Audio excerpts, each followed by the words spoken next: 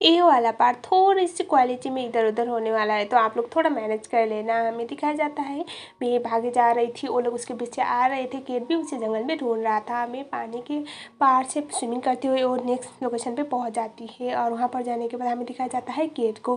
Cat भी मेरे को ढूंढ रहा था, लेकिन उसे वो मुस्तंडे मिल जाते हैं, और यहाँ पर आजा उन लोगों को हैंडल करता है और केट मेरे के पीछे चला जाता है। और लकीली उसे मैं मिल गई थी। मैं काफ़ी ज़्यादा डरी हुई थी।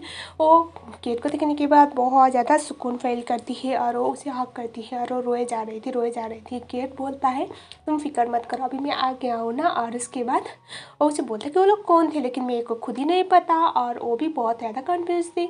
हमें दिखाया जाता है केट बोलता है कि डोंट वरी, हम लोग यहाँ से बाहर निकल जाएंगे, क्योंकि लास्ट टाइम भी तो ये लोग फेक करने में उनके लिए बाहर फॉरेस्ट एरिया पे आए हुए थे, और केट ने वहाँ पर बहुत ज़्यादा हेल्प की थी मेरे की। तो यही चीज़ वो ऐसे फेंक रहा था, लेकिन बंदे ने तो अपना फ़ोन ही मेरे को ढूंढने के चक्कर में वो भी स्विमिंग करके आया था उस पानी से, तो उसका फ़ोन भी बिक गया था।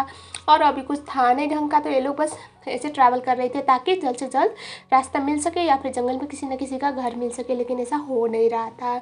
हमें दिखाया जाता है मैं बहुत ज़्यादा चल चुकी थी, और अब वो थक गई थी। केट बोलता कि एक काम करो, मैं तुम्हें कैरी करता हूँ, और उसके बाद मैं उसके पीछे ऐसे कैरी करने के लिए चढ़ जाती है। और इस टाइम पे केट बोलता है कि तुम्हें पता है मैंने आज तक लाइफ में किसी लड़की को इस तरह से उठाया नहीं है, तुम पहली लड़की हो, बोलता है काफ़ी प्राउड के साथ इस मोमेंट पे। मैं बोलती कि हाँ, ऐसे मैं भी आज तक किसी लड़के को इस तरह से मैंने इतना ज़्यादा काम करवाया नहीं है, तुम पहले हो, ऐसा वो बोल देती है। सुनने के बाद केट बोलता है कि मुझे इतना ऑनर देने के लिए थैंक यू, बोलता है, और मैं उसे गाल पे किस करती है। तो केट बोलता है कि ये सब मुझे चार्ज करने के लिए था क्या। और उसके बाद केट बोलता है कि ऐसे शादी के दिन तो तुम ऐसी कुछ थी नहीं, और आज कुछ ज़्यादा ही प्यार बरसा रहे हो मुझ पर, ऐसा बोलता है। मैं बस कुछ बोले बगैर स्माइल कर रही थी, और केट को बहुत ज़ोरों से गले लगा रही थी। मी और केट पूरे दिन तक ऐसे भटकते रहते हैं, और अब इनको आइडिया हो गया है कि रात होने वाला है। और केट बोलता है कि अब आगे जाने का कोई फ़ायदा नहीं है, और रात को हम कहीं और भटक गए तो बुरी प्रॉब्लम हो जाएगी। इसीलिए वो प्लान करता है कि अब यहीं पर रहना है, और रहने का इंतज़ाम करना पड़ेगा। और उसके बाद मी और केट मिल के एक छोटा सा घर जैसा बना लेते हैं। घर मतलब रहने लायक। बहुत ज़्यादा बारिश भी हो रही थी, बारिश होने के बाद। और यहाँ पर रात को मैं उसके लिए वो कटहल लेके आती है, और कुछ कोकोनट के वो लेके आती है ताकि कुछ आग लगा सके। यहाँ पर ये दोनों काफ़ी अच्छा टाइम स्पेंड कर रहे थे। केट हमेशा की तरह मेरे के साथ फ्लर्ट कर रहा था, और मैं उसे भगा रही थी। हमें दिखाया जाता है मैं सो जाती है। सोने के बाद केट आता है और उसे एक फ्लावर का क्राउन पहना देता है। मेरे को लग रहा था पहले ये क्या है। केट बोलता है कि डोंट वरी, मैं तुम्हारा एडवांटेज नहीं ले रहा हूँ, बस मुझे नींद नहीं आ रही थी तो मैंने सोचा तुम्हारे लिए बना देता हूँ, ये बोल के वो उसे ऐसे पहना देता है। मेरे को ये देखने में काफ़ी अच्छा लग रहा था, और वो बोलती कि तुमने ये सब मेरे लिए बनाया। क्या बोलता है कि अगर मैंने नहीं बनाया तो कौन बनाएगा, कोई भूत आके बनाएगा क्या। ये सुनने के बाद मैं तो डरने लग जाती है। तब हमें पता चलता है मेरे को भूतों से काफ़ी ज़्यादा डर लगता है। केट और मैं रात को जैसे तैसे वहाँ पर गुजारा कर लेते हैं। आप देखो, दो लवर्स एक दूसरे के साथ थे, तो ऐसे इन लोगों को दूसरों की ज़रूरत थी नहीं, और ऐसा ही होता है। सुबह होने के बाद केट और मैं वहाँ पर देखते हैं कि एक बोर्ड था, और उसके सहारे ये लोग बाहर आ जाते हैं। और आजा अपने रेस्क्यू टीम के साथ आ चुका था, और यहाँ पर जो केट था वो उसे जो ड्यूरियन मैंने खोज के लाया था वही गिफ्ट कर देता है एज एन मेमोरी बोल के। और उसके बाद मैं के पापा कॉल कर किए जा रहे थे, और आजा बोलता है कि आप अपने पापा से बात करना चाहती हो क्या। वो कब से कॉल कर रहे हैं, लेकिन मैं मना कर देती है। और उसके बाद ये लोग घर के लिए निकल गए थे। घर में आने के बाद मैं के पापा मैं के लिए काफ़ी ज़्यादा परेशान थे, और वो बहुत ज़्यादा कंसर्न दिखा रहे थे, लेकिन मैं हमेशा की तरह अपने पापा को इग्नोर करती है। और यहाँ पर मैं के पापा कंफर्म थे कि ये सब शाहरुख की मॉम का कारनामा है। वो ये सब इसलिए कर रही है ताकि वो उनसे बदला ले सके उनकी बेटी को हर्ट करके। और यहाँ पर शाहरुख को भी इस चीज़ के लिए ब्लेम कर रहे थे मेरे के पापा, लेकिन मेरे को ऐसा कभी लगता नहीं था कि शाहरुख कभी उसे हर्ट कर सकता है। एटलीस्ट वो उसका दोस्त तो है ना, प्यार नहीं करता है फिर भी, और वो वही बातें बोलती है। और उसके बाद मेरे के पापा बोलती है कि एक काम करो, तुम रेस्ट करो। और उसके बाद और केट को बोलते हैं कि तुम भी आज यहीं पर हो। सुनने के बाद मैं और केट एक दूसरे को देखने लगते हैं। और उसके बाद केट बोलता है कि मैं यहाँ पर, तभी मेरे के पापा बोलते कि हाँ तुम मेरे दामाद हो, तुम मेरी बेटी के साथ नहीं रहोगे तो किसके साथ रहोगे।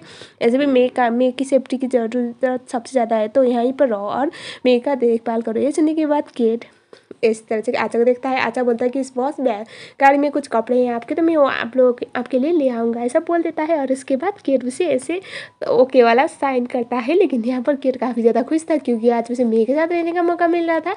हमें दिखाया जाता है मेरे के पापा आचा के साथ इसी के बारे में डिस्कस कर रहे थे कि कौन थे वो 2 लोग और कुछ पता चला या फिर नहीं। और वो तो कन्फर्म थे कि ये हाँ शाहरुख की मॉम ही है और वो सब बदला लेने के लिए सब कर रही है। लेकिन यहाँ पर वो बोलता है आचा कि कुछ खास पता चला नहीं है और वो लोग अभी भाग चुके हैं तो कुछ बोल भी नहीं जा सकता। और उसके बाद तभी हीरोइन भागते आती है और बोलती कि जो शाहरुख की मॉम थी वो तो अरेस्ट हो गई थी। तो अरेस्ट होने का रीज़न ये था कि मैंने ज़्यादा इंक्लूड किया नहीं उन लोगों का सीन। जो हमेशा की तरह आंटी जी अपनी बहू को यानी कि पिन को परेशान करने के लिए चली गई थी, लेकिन इस बार पिन भी बहुत ज़्यादा स्मार्ट मूव करती है और वो अपनी मदर इन लॉ को पकड़वा देती है, जिस बात की वजह से उनको कल से पुलिस स्टेशन ही रहना पड़ा था। और यही बातें सुनने के बाद मेरे के पापा तो शॉक हो जाते हैं, क्योंकि अगर शाहरुख की मॉम नहीं है मेरे के पीछे इस तरह से मेरे को परेशान करने के लिए, तो आखिर कौन है? ऐसा सोच के वो काफ़ी ज़्यादा परेशान हो रहे थे और उन्हें कुछ समझ में आ नहीं रहा था। अगले सीन में दिखाया जाता है कि मेरे से बोलता है कि जब मेरी मॉम की डेथ हो गई थी ना तो मैं बहुत ज़्यादा रो रहा था, मैं बहुत टूटा हुआ था। उस टाइम पे मुझे ऐसा लग रहा था कि मैं कुछ कर ही नहीं पाया अपनी मॉम के लिए, अपने डैड के लिए, और मैं हमेशा ऐसे गिल्ट में रहता था बहुत लंबे वक्त तक। ये सुनने के बाद मैं बोलती कि तुम मुझे ये सब क्यों बोल रहे हो? तभी केट बोलता है कि देखो तुम्हारे पास तुम्हारे पापा है और अभी वो तुमसे बहुत प्यार करते हैं, वो तुम्हारे प्यार के लिए तरस रहे हैं और तुम्हें इस बात का आइडिया हो नहीं रहा। मुझे लगता है तुम्हें एक बार अपने पापा की बातें सुननी चाहिए। ये सब सुनने के बाद मैं बोलती कि तुम्हें नहीं पता मेरे पापा ने क्या किया हुआ है। तभी केट बोलता है कि मुझे पता है, उन्होंने ऑलरेडी बता दिया है। ये सुनने के बाद मैं बोलती कि अगर उन्होंने उनकी बात तुमने सुन लिया तो मुझे नहीं लगता मुझे तुम्हें कुछ बताने की ज़रूरत है और तुम मेरी बातों पे ना तो भरोसा करोगे ना तो मेरे साइड की स्टोरी सुनोगे। ये सुनने के बाद केट बोलता है कि मैं ऐसा नहीं बोल रहा हूँ कि मैं तुम्हारे पापा सही है या फिर गलत है, लेकिन मैं बस ये चाहता हूँ कि तुम दोनों बाप बेटी में सब कुछ सही हो जाए। तुम कब तक पास्ट को लेकर इस तरह से बैठी रहोगी? ऑलरेडी तुम भी एक सदमे से गुजर चुकी हो और तुम्हारी मम कभी नहीं चाहेंगी कि तुम इस तरह से तड़पी रहो और अपने पापा को इस तरह से इग्नोर करो। तुम्हारे पापा पूरी लाइफ अपनी बेटी का प्यार पाने के लिए इस तरह से तरसे। मैं नहीं चाहता, जो भी है ना अभी तुम्हारे पापा जिंदा है, एटलीस्ट उनकी कदर करो, उनको माफ़ कर दो। एक गलती की वजह से उन्हें पूरी लाइफ इस तरह से तकलीफ में मत डालो, ऐसा वो बोल देता है। कि डर में घर पे अच्छी टाइम स्पेंड कर रहे थे तभी यहाँ पर पता चलता है बॉन आया है। बॉन मतलब उसके पापा का फर्स्ट वाइफ जो थी उनका बेटा मैं नीचे आती है और उसके बाद जो बॉन बन के आया हुआ था ना वो काफ़ी ज़्यादा सीन क्रिएट करने लग जाता है, जिसकी वजह से मैं और किर दोनों ही परेशान हो गए थे, लेकिन मैं कुछ रिएक्ट कर नहीं रही थी। लेकिन एक मोमेंट पे आने के बाद जो बॉन था वो मैं की मॉम के कैरेक्टर के बारे में उंगली उठाने लगता है, साथ ही में उसके ग्रैंडपा के मतलब बहुत बुरी तरह से ट्रीट करता है, जिस बात की वजह से किर को बहुत गुस्सा आता है, उसे 2-4 मुक्के तो मार ही देता है।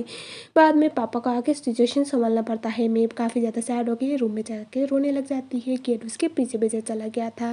मैं बहुत रो रही थी और वो बोल रही थी कि ये पास में मुझसे दूर क्यों नहीं जाता। तभी केट उसे शांत करा के वहाँ पर सुला देता है और उसके बाद आचा के पास आता है केट और आचा से बोल रहा था कि उसके जो स्टेप मॉम थी उनका बेटा आया हुआ है, इसी वजह से वो काफ़ी सैड है और वही रीज़न है कि वो अभी भी अपने पापा को एक्सेप्ट कर नहीं पाई है, क्योंकि उसे हमेशा से लगता है कि हर मर्द एक ही तरह होते हैं। ये सुनने के बाद आचा बोलता कि लेकिन बॉस मुझे लगता है आपने वो बैरियर ऑलरेडी क्रॉस कर लिया है, क्योंकि मैं हमेशा आपके साथ बहुत सेफ फील करती है, ऐसा वो बोल देता है। सुनने के बाद केट को अच्छा लगता है और बोलता है कि एटलीस्ट मेरे से नहीं तो तुमसे सुन के भी मुझे अच्छा लगा, थैंक यू, ऐसा वो बोलता है।